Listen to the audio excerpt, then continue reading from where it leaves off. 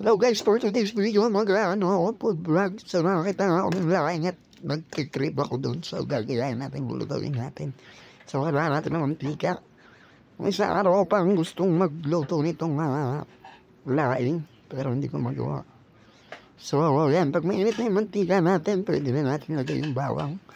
Crave na crave ako dito guys, kasi nung nabubuhay ko yung tao, hindi ko lagi siyang nagluluto ng ganito. Masarap yung ginataang laing. So dito naman sa Saudi, ang tawag dito ay taro leaves. Hindi mo sa Saudi, siguro sa English na ng gabi. Gabi leaf. Ay, daon ng gabi is taro leaves. So ayan, pagka mainit na yung ating bawang, guys, lalagyan na natin yung ating susunod na ingredients. Yan ang onion. Niwa ko siya naman ang liit. Guys, para lasang-lasa yung gulugawin natin laing. So ayun, ang gulo-gulo ko nga. Medyo malaki na rin yung tiyan ko, kailangan ko na mag-diet. Pero di pwede namang hindi kumain. So onti-onti lang. So siguro itong laing ko tatagal ko ng 3 days. So ayan, saludan natin ang ating chinap-chap na luya. Sabihin na rin natin yung ating sili. Tapos may naiwan pang konti. Mamaya yun pagka tira ko na plating nga. So ayan guys, ang bango, may namin ko pa nga guys. Tapos yan, habang binigisa natin yung ating mga ingredients, naglagay na tayo ng bawang, luya, saka ng sili.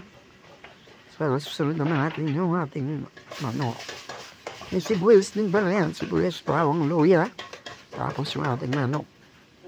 Yan, gusto lang natin guys, tapos lagyan natin ng patis.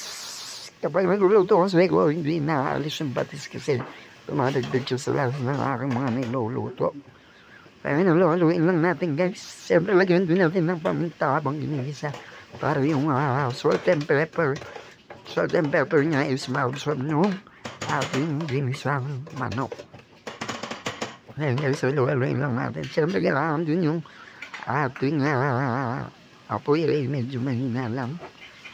So, okay na. Pusan na. Tamang binupusan ko yung ating gata. Itakpan muna natin. Ayan. So, sa lahat ng gustong magluto ng laing. Ako hindi ako magluto ng laing. Pero, nagtanong ako sa mga katrabaho kung paano magluto. So, sinabi naman nila kung paano. Kaya, ayun. Kwentuhan lang na tutuwa ko ng wala sa oras. So, ayan, kumukulo na siya kapag gisang-gisang siya. Luin natin. Para mag-mix together yung ating mga ingredients. So, siyempre, ilalagay na natin yung ating dried chili na binili natin sa bata. Lagyan natin yung ating dried chili. So, luin lang natin guys hanggang sa mag-absorb yung lahat ng ingredients na doon sa manok. So, ayan. Lagyan natin ng cream. Ayan, kahit isang cream lang, okay na yan.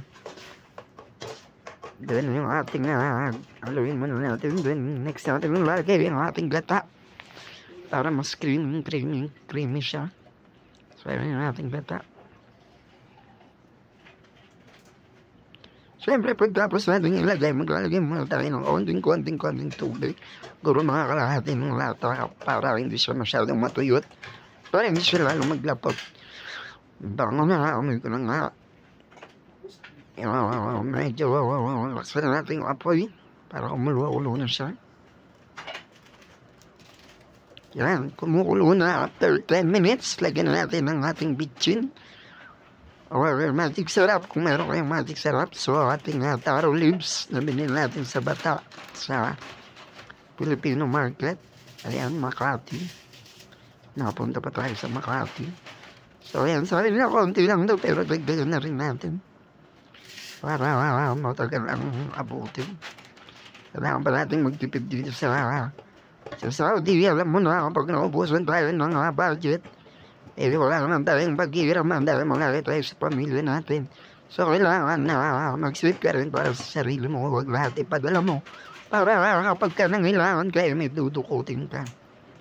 Kasi hindi naman pwedeng pag nangailangan ka, papadala ka ng pamilya mo, kaya ka nga nag-abroad para ikaw yung magpadala sa kanila, hindi yung nag-abroad ka para ikaw yung padalahan. Huwag gano'n. At yan na nga guys, kumuulo na yung ating laing na haluin lang natin ng konti. Huwag natin masyadong sobrang haluin na, sabi nila kasi pag hinalong-halo, nadurog yung garab, yung daw ng garab ay kakati daw. Huwag gano'n. Ayan, tapos tikman na natin. Sarap. Naglalabay na ako, parang gusto ko na kumain. Masarap to guys sa mainit na kanin. Ayan. Hintayin lang natin matuyot ng matuyot. Takpan muna natin. Yan, pagkaganyan guys, yung sobrang na, ito natin ng salt. Ayan, tapos saluin natin. Ayan, matuyot na siya. Kung makikita niyo yung gilid-gilid na yan, yung pinasusunog na. Kaya kailangan halo kayo ng halo. Every 5 minutes.